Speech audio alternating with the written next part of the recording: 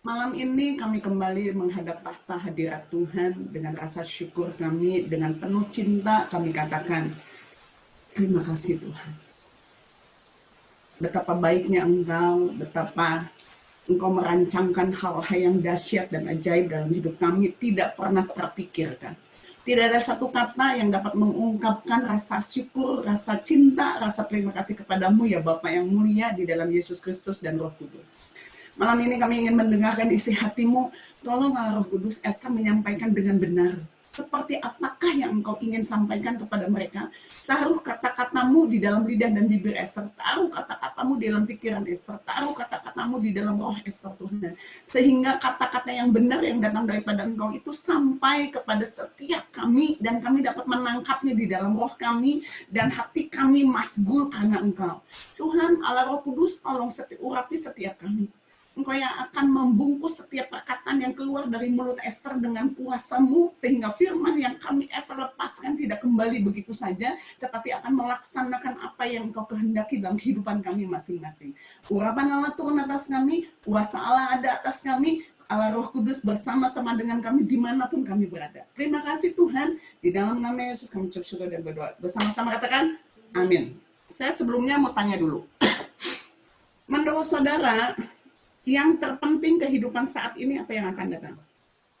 Jangan basa-basi. Saat ini atau yang akan datang? Akan datang. Yakin ya? Saudara yang ngomong sendiri ya? Siapa yang ngomong yang akan datang atau hari ini yang akan datang, angkat tangan. Saya mau lihat. Mana tangan-tangannya?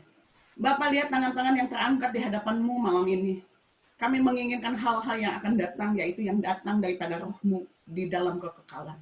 Untuk itu Tuhan, kami menantikan kekayaan rohani yang Engkau ingin lepaskan atas kami, yang menjadi bagian kami, yang sudah Engkau tetapkan bagi kami sebelum dunia dijadikan.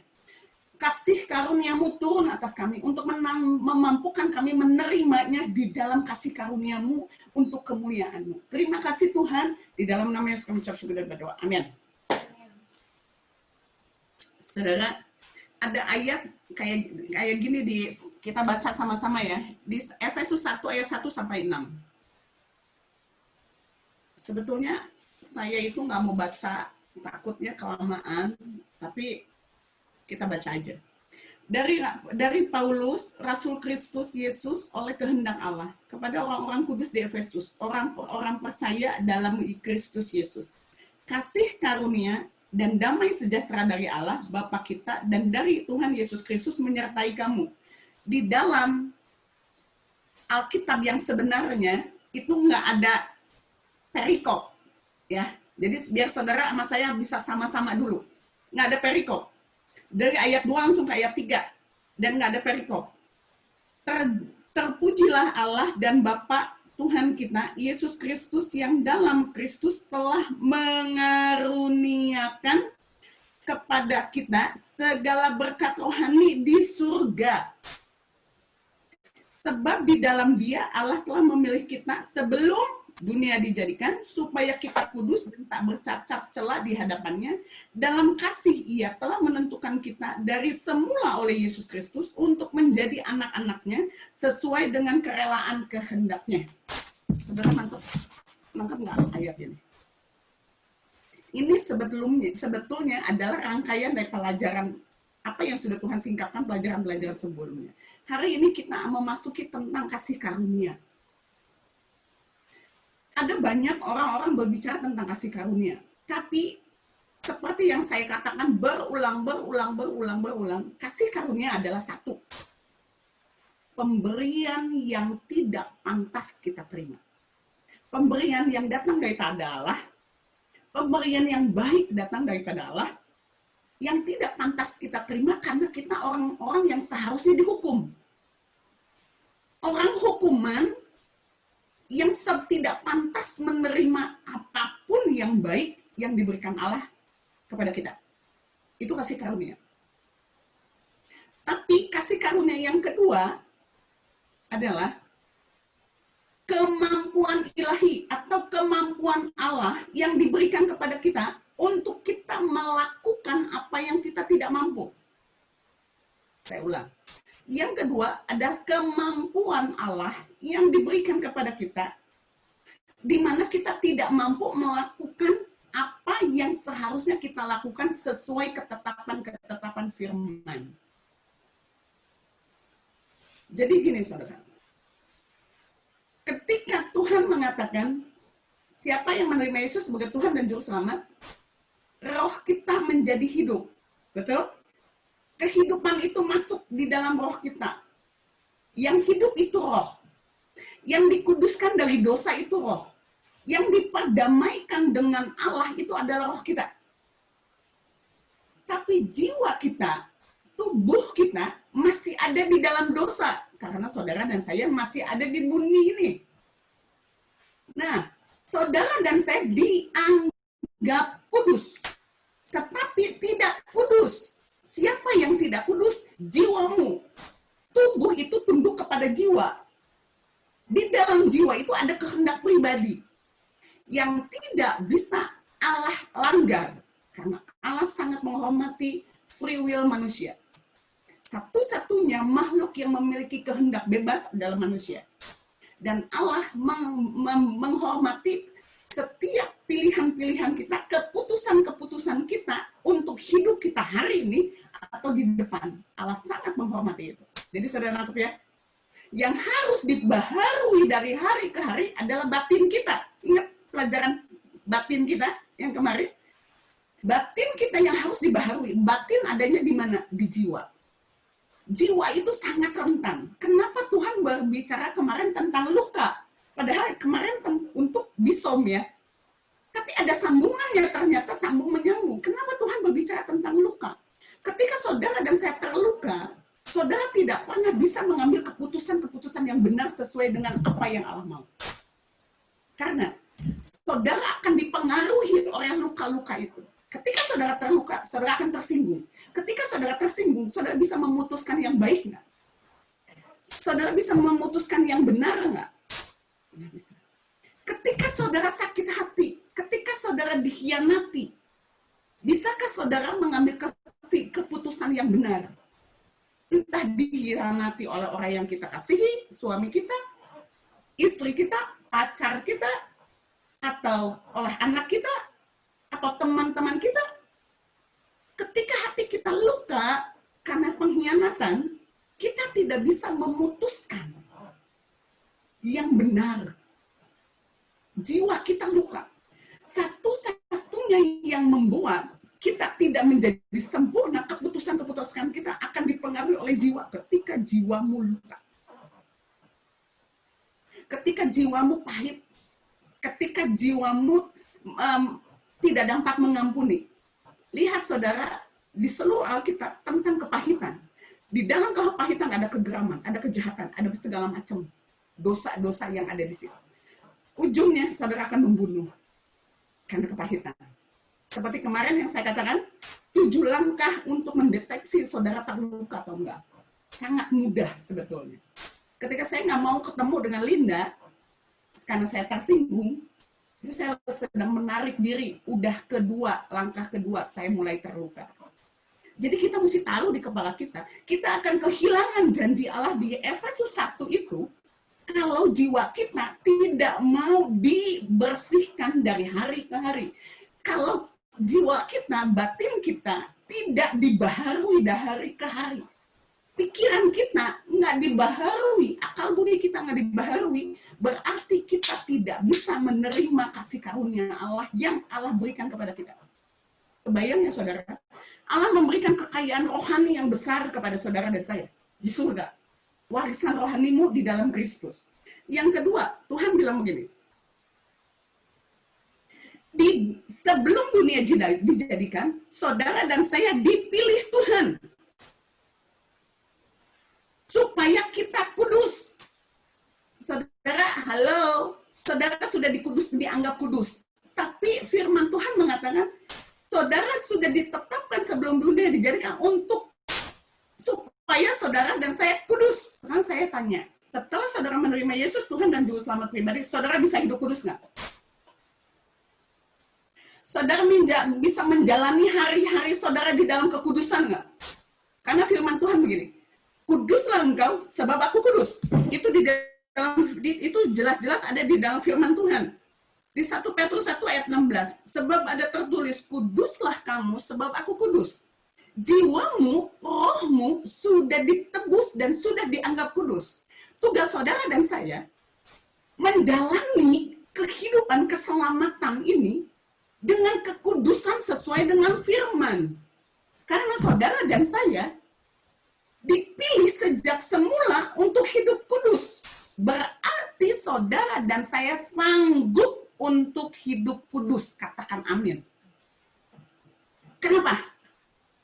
Kasih karunia, kemampuan Allah, pemberian Allah, kekudusan itu pemberian Allah. Saudara bisa merespon ketika orang lain melukai saudara, dan saudara hanya bisa senyum dan mengampuni. Itu kasih karunia. Itu anugerah Allah yang diberikan kepada saudara, bukan kekuatan saudara untuk melepaskan pengampunan. Ketika saudara dikhianati, ketika saudara diperlakukan tidak adil, dipermalukan di depan orang, ketika kamu, saudara dan saya memilih saat itu, ingat, memilih saat itu, jangan disimpan itu luka. Kalau luka itu disimpan, makanya ada firman Tuhan, kalau marah jangan sampai matahari terbenam. Kenapa? Itu merasuk saudara kepada pikiranmu, merasuk kepada seluruh memori-memorimu. Di kepala saudara, itu saudara, lebih bagus daripada komputer apapun ini memori di belakang kepala saudara. Itu langsung masuk, direkam ke belakang kepala kita. Dan itu susah kalau udah masuk rekaman, kira-kira gampang nggak dibuangnya, didelete-nya. Nggak mudah, saudara. Jadi setiap kehidupan saudara, apapun yang terjadi dalam hidup saudara, itu semua adalah pilihan. Saudara mau memilih apa? Karena ketika saudara tidak memilih dengan benar, sesuai dengan firman, saudara terjebak dan kehilangan kasih karunia. Tapi kalau saudara memilih untuk mengampuni, kemampuan Allah itu turun atas saudara. Karena apa? Saudara diberikan kekayaan untuk bisa hidup kudus. Saudara dan saya diberikan kasih karunia untuk bisa hidup kudus. Dipilih untuk tidak bercacat celah di hadapannya. Kebayang nggak saudara? Semuanya selalu sebagai umat Tuhan selalu bilang begini kepada saya. Kita itu sudah ada grace, sudah ada kasih karunia. Jadi sekali selamat, sudah selamat. Ada pengampunan di depan sebelum saudara dan saya jatuh dalam dosa. Karena Tuhan adalah mengetahui ke depan kita seperti apa. Ada doktrin-doktrin seperti itu. Jadi sebelum kita jatuh dalam dosa, Allah tahu bahwa kita di depan setahun kemudian atau 2 bulan kemudian, 2 hari kemudian kita akan jatuh dalam dosa. Dan sebelum saudara dan saya melakukan dosa itu, pengampunan sudah terjadi. Jadi very easy, saudara bisa melakukan dosa dan sudah diampuni. Hidup adalah pilihan. Hidup adalah pilihan. Betul, Allah tahu di depanmu ada apa. Tapi Allah mau melalui Roh Kudus yang mengingatkan kita akan firman-Nya. Ketika di depan kita itu ada pilihan-pilihan untuk saudara jatuh dalam kedagingan atau saudara mengejar kekayaan rohani, keputusan saudara mempengaruhi kekekalan. Nangkep nggak sampai sini, saudara?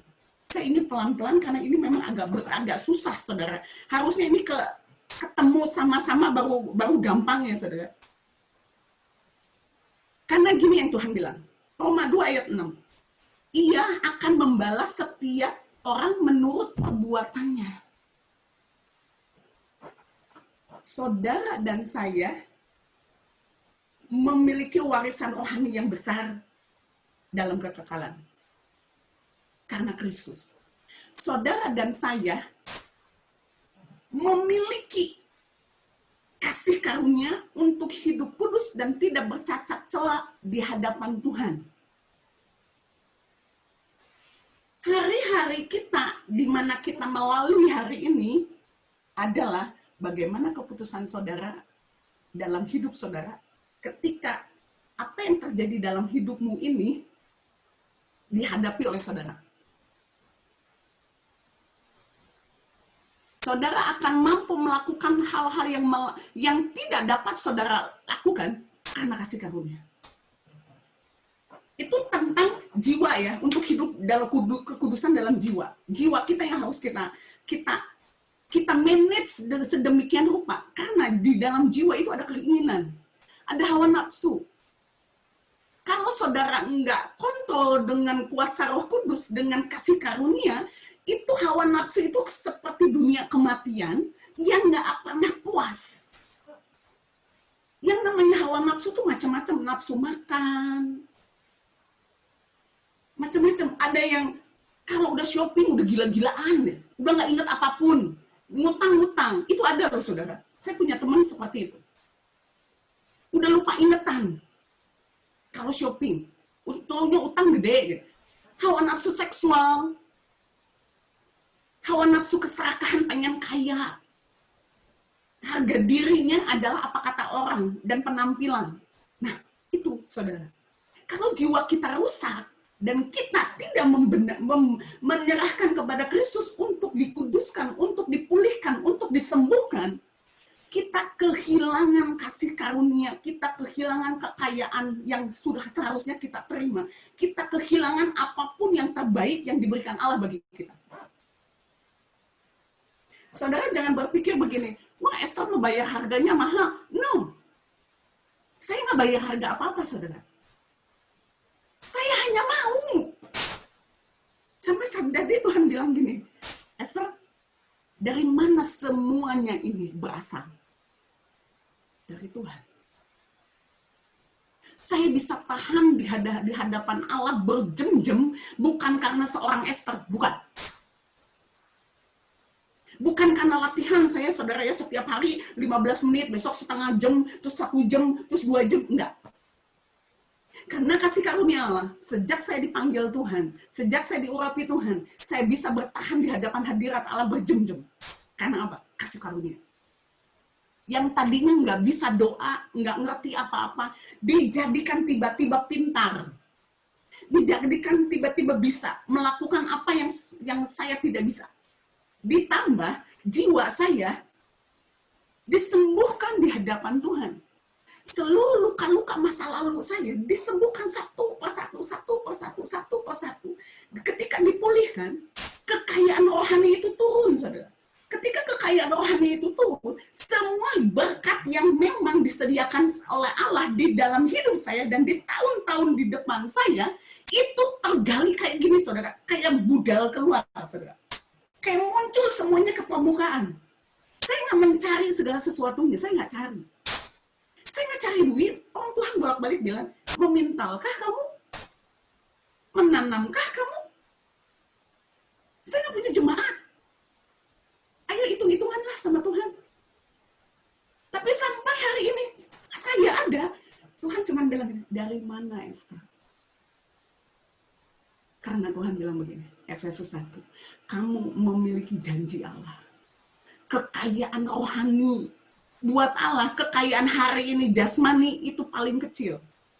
Saudara sudah ingat di Yohanes 17, bagaimana dia mengasihi saudara. 2000 tahun sebelum saudara muncul, nih saudara-saudara yang hebat dan ajaib ini belum nongol di permukaan, belum dilahirkan. Yesus sebelum mati, dia sudah bicara kepada Bapaknya. Saudara belajar kan, baca lagi tentang Yohanes 17. Yesus minta kepada Bapaknya begini, jangan ambil mereka dari dunia ini. Bukan hanya para rasul, tetapi orang-orang yang kepadanya mereka percaya. Berarti saudara dan saya. Karena pengenalan kita dasarnya dari para nabi dan para rasul. Jadi Tuhan Yesus menitipkan saya dan saudara kepada Bapa di surga, bukan untuk diambil dari dunia ini, tapi dipelihara. Yang namanya dipelihara dikasih makan nggak? Yang namanya dipelihara dikasih duit nggak? Dikasih rumah nggak? Dikasih kerjaan nggak? Kalau saudara kepengennya, Tuhan ngasihnya segini, saudara pengennya kasih segini, terus saudara frustasi, salah dewek. Betul? Tuhan kasihnya segini, saudara harus merasa cukup dengan segini. Jangan minta segini. Itu namanya kurang ajar. Betul? Tuhan bilang, jaga mereka dari yang jahat. Ingat, dari yang jahat. Dan yang kedua, pelihara mereka dengan namamu yang kudus. Ini urusan di bumi sebelum Yesus mati, itu udah diberesin, saudara. Sebelum Yesus mati, udah diberesin keperluan perut saudara, keperluan perut saya. Sandang pangan papan sudah diberesin sama Tuhan. Diserahkan kepada Bapa. Karena mereka dibenarkan oleh firman-Mu. Karena Engkau adalah kebenaran. Jadi saudara dan saya dibenarkan. Tugas saudara dan saya setelah dibenarkan, sehingga saudara mengalami kekayaan rohani yang automatically saudara akan mendapatkan kepenuhan kebutuhanmu di bumi. Sampai saudara judetnya habis. Nangkap saudara. Tugas saudara dan saya menyelaraskan jiwamu dengan rohmu. Jiwamu harus tunduk kepada rohmu. Jiwamu harus dikasih makan firman. Karena umpama saya lahir tahun 66. Tanggal 18 Juni 66. Saya hari ini umur 54 tahun, tahun 2000. Tapi saya menerima Kristus itu SMP, saudara. Tapi itu belum benar-benar dalam pertobatan. Belum benar-benar dalam pertobatan. Tapi mengalami lawatan Allah, mengalami Allah yang sesungguhnya itu tahun 97. Yuk kita hitung. 97 kurangi 66, berapa tahun? Nah, ya lah. Saudara, 97 kurangi 66, 31 tahun. Ya kan? Selama 31 tahun, bayangin saudara. Mari kita pegang kepala kita. Oh, Roh Kudus tolong kami, buat kami mengerti. Tolong Tuhan untuk mengerti hikmat-Mu, maksud-Mu, sehingga kami mendapatkan penuh kekayaan yang seharusnya kami dapat, dan iblis tidak berhak mencuri apapun yang datang, yang sudah Allah tetapkan bagi kami, in the name of Jesus. Saudara, ketika saya bertemu Yesus secara pribadi di gereja saya, tahun 97 bulan Mei, itu umur 31 tahun. Ini contoh saya. Dari tahun 66 sampai dengan 98, 31 tahun saya hidup dalam kedagingan. Selama 31 tahun, pikiran saya tunduk kepada dunia. Pikiran saya dipenuhi dengan rupa-rupa kejahatan. Kenapa? Karena saya produk broken home. Saya produk daripada kehilangan kasih. Tapi kita tidak kehilangan kasih Bapa. Saya produk dari keluarga atau lingkungan yang tidak menginginkan saya. 31 tahun isinya cuma pengen bunuh diri, dan tidak merasa berharga. Sekalipun papi mengasihi saya. Kenapa saudara? Karena di rumah ketika saya dikasih oleh papi, semua keluarga plus mami akan bully saya. Jadi saya sudah terbiasa untuk seperti ini. Saya jaga perasaan orang. Biasanya nggak dibully. Saya jaga, jangan sampai saya menimbulkan kecemburuan, sehingga saya akan dibully. Itu tumbuh 31 tahun. Saya tidak pernah mempertahankan hak saya. Saya tidak pernah melawan. Saya selalu merasa minder dan menarik diri dari seluruh lingkungan. Saya memiliki gambar diri yang jelek sekali. 31 tahun. Bagaimana caranya saya berubah? Betul, kasih karunia Allah. Tahun 98 Allah memulihkan saya. Allah berbicara secara pribadi kepada saya. Allah menampakkan kemuliaannya di dalam hidup saya. Itu semuanya berubah. Tapi itu roh saya. Ingat, itu roh saya. Jiwa saya belum berubah. Saya masih mudah sekali untuk tersinggung. Karena terlalu lama 31 tahun tidak pernah mendapatkan pengakuan, sombong nggak begitu mendapatkan sesuatu.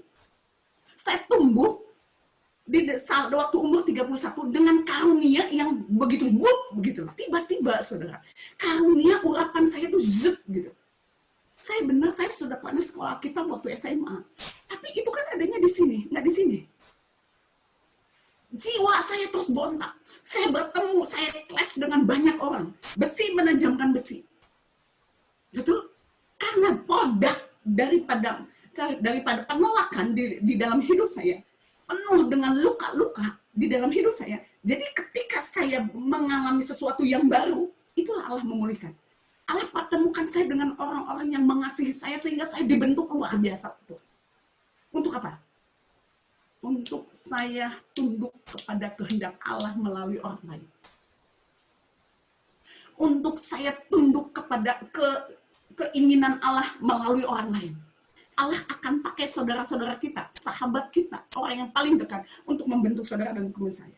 Sehingga keangkuhan kita ditundukkan. Sehingga jiwa kita yang luka disembuhkan. Mulai dari 31 tahun, saat ini saya 54 tahun, 23 tahun.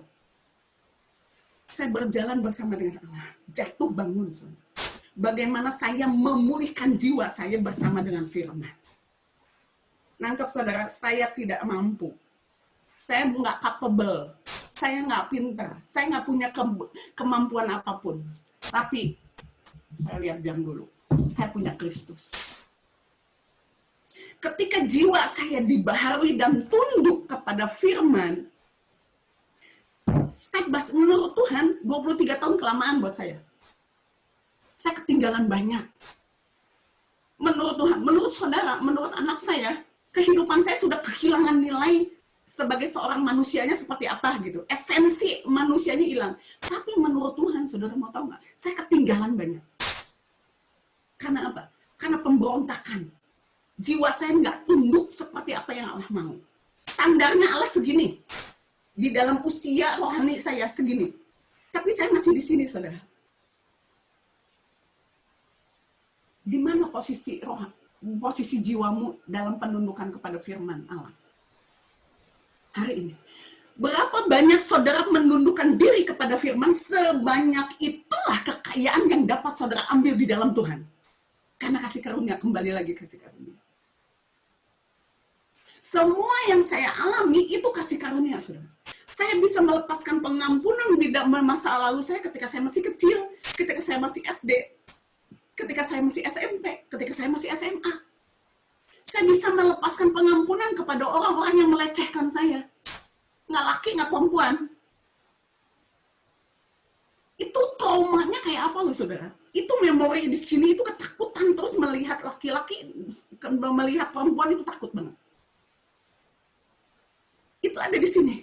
Tapi dengan pertumbuhan rohani saya, jiwa saya disembuhkan, saya bisa ngomong di depan saudara.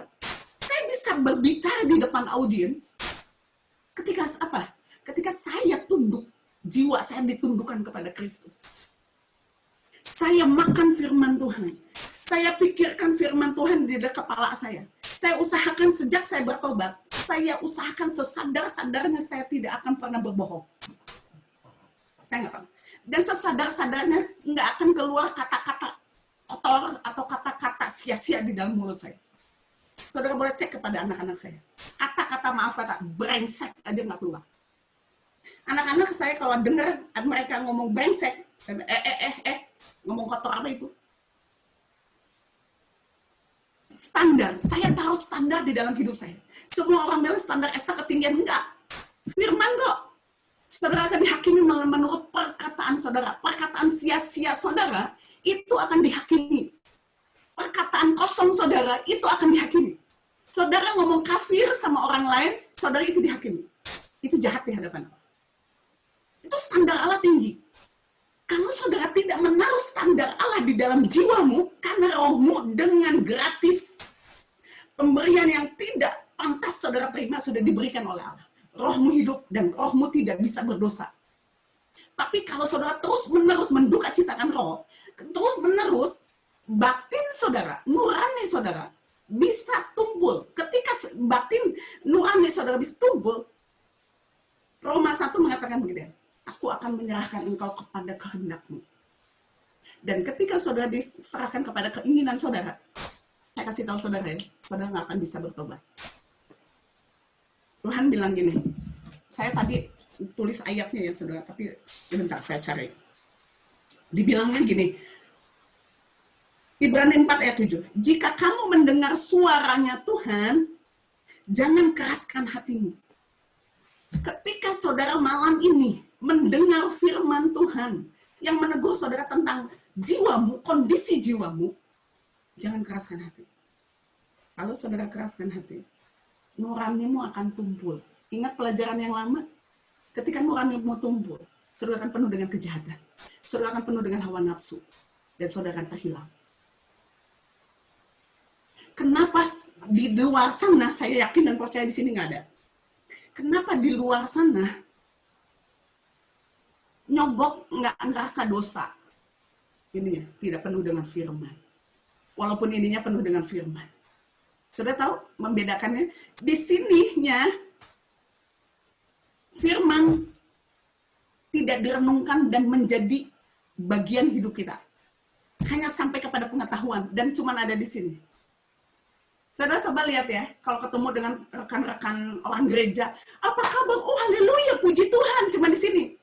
Terus coba saudara lihat kehidupannya, boro-boro puji Tuhan lo, kelakuan lo kayak hantu, nipu sana, nipu sini. Senin, megang apa katanya? Pisau. Sabtu, Minggu, bawa Alkitab. Saudara menduka-citakan Allah. Saudara nggak jujur di hadapan Allah. Kenapa nurani jiwa kita bisa sampai kotor? Ada orang-orang yang kenal Tuhan, mengalami Allah, dan menjadi pemimpin-pemimpin rohani melakukan pelecehan seksual di luar. Di jiwanya tidak ditundukkan kepada Allah. Keputusannya dia hari ini menentukan masa depannya. Saya yakin ketika dia melakukan itu, hati nuraninya bergejolak, menolak dosa. Tapi terus dilakukan. Roh Kudus dia.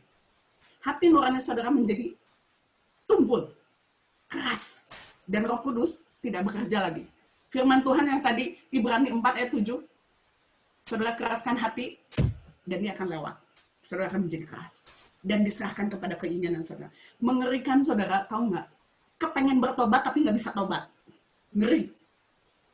Saya ingin menyatakan kepada saudara malam ini, saudara, ada satu kekayaan yang besar yang ingin Allah berikan kepada saudara melalui kasih karunia. Saudara dan saya hanya disuruh oleh Tuhan memanage jiwamu untuk tunduk kepada firman. Keputusan saudara cuma begini, nggak ditanya gini, Linda kamu bisa nggak? Nggak. Bepi kamu bisa nggak? Nggak. Tuhan nggak nanya bisa.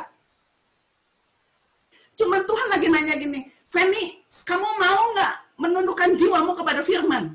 Memenuhi pikiranmu dengan firman. Merenungkan firman itu siang dan malam. Memperkatakan firman itu siang dan malam. Cuman mau nggak? Selebihnya kuasa Allah, kasih karunia Allah yang memampukan saudara untuk melakukan apa yang saudara mau. Contoh kayak Jordan. Dia sangat syok ketika dia mendengar masa depannya. Apa yang Allah inginkan dalam hidup dia. Syok dia. Pikirannya terus bergolak di dalam hidupnya. Seperti saya, maminya. Kalau bisa lari. Saya ada buronan Roh Kudus, saudara. Saya tawanan Roh Kudus, tapi saya sering melarikan diri. Saya buronan. Dan dia berpikir bagaimana caranya melarikan diri. Karena dia penuh dengan firman, setiap hari dia mendengar firman dari Zoom, dan dia juga memiliki waktu saat teduh untuk membaca firman dan merenungkan firman. Saudara tahu? Ketika dia ingin lari, dia dikasih ayat, kayak Simpson. Ketika dia menyerahkan keinginan hatinya kepada dosa, dia kehilangan panggilan itu. Dan dia mati sia-sia, sebelum waktunya. Sudah mau? Sudah mau? Nggak mau. Dia ketakutan sendiri. Tapi dia bilang, tapi mami aku masih belum siap. Nggak suruh siap kok. Mau apa enggak? Tundukkan hatimu kepada Allah.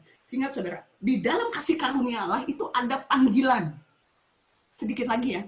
Ada panggilan. Rasul Paulus dipilih dan dipanggil Allah sebagai rasul. Itu karena kasih karunia. Saya dipilih oleh Allah. Tahun 97. Diurapi oleh Allah. Oleh seorang hamba Tuhan yang nggak kenal. Setelah umur 31 tahun baru saya tahu panggilan saya apa. Seorang pendoa. Bukan sebagai apa-apa. Cuma seorang pendoa. Dan saya menghidupi panggilan itu. Saya bayar harganya. Bayar harganya apa sih, saudara? Menyerahkan keinginan daging kita. Menundukkan jiwa kita.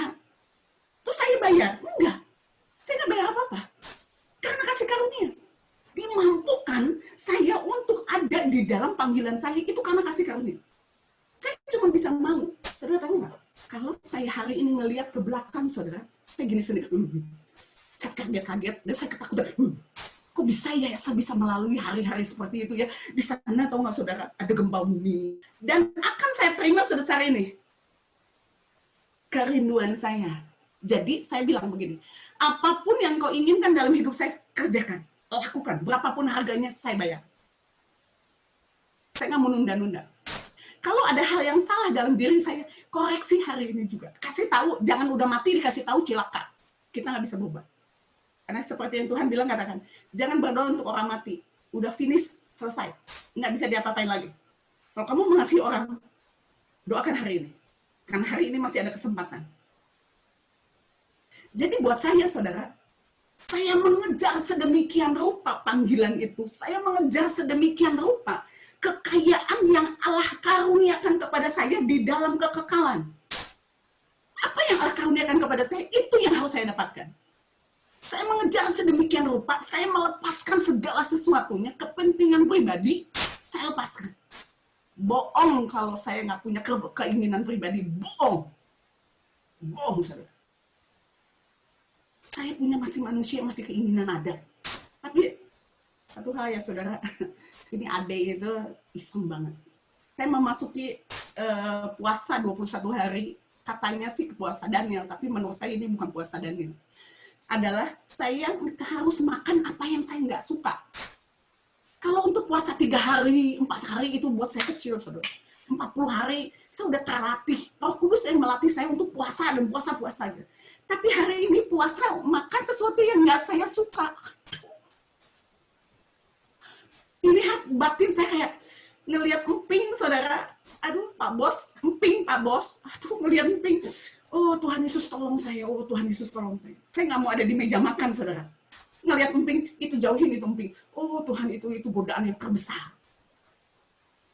Pengen tahu, ngelihat si Ii naruh tahu di grup. Oh, Tuhan itu tahu, Tuhan. Bukan daging, saya nggak doyan daging. Suruh makan daging, sakit gigi saya semua. Kebayang, saudara? Allah izinkan melakukan itu dalam hidup saya buat apa? Tuhan menyiksa saya. Allah mengasihi saya. Ada hal yang baik, kenapa saya harus puasa makan hal-hal yang nggak saya suka? Saya suka semua gorengan, semua racun saya suka. Tapi Allah ingin membersihkan tubuh saya. Allah ingin membersihkan baitnya yang kudus. Tapi terserah Tuhan. Saya hari ini saya bilang begini, berapapun harganya yang engkau mau dalam hidup saya bayar penuh. Saya mau, walaupun saya nggak punya. Karena apa? Kasih karunia kembali lagi. Perasaan saya nomor 3 atau nomor 4. Kepentingan Allah nomor 1. Kepentingan saudara atau kepentingan anak nomor 2. Kepentingan saudara nomor 3. Kepentingan saya nomor 4. Ketika kita bisa melakukan itu, mendisiplinkan jiwa kita, tubuh akan menyesuaikan. Bohong kalau nggak bisa. Tubuh akan menyesuaikan, saudara. Dia akan tunduk kepada jiwa kita. Dan saudara, ketika saudara bisa masuk kepada step ini, saya kasih tahu saudara ya.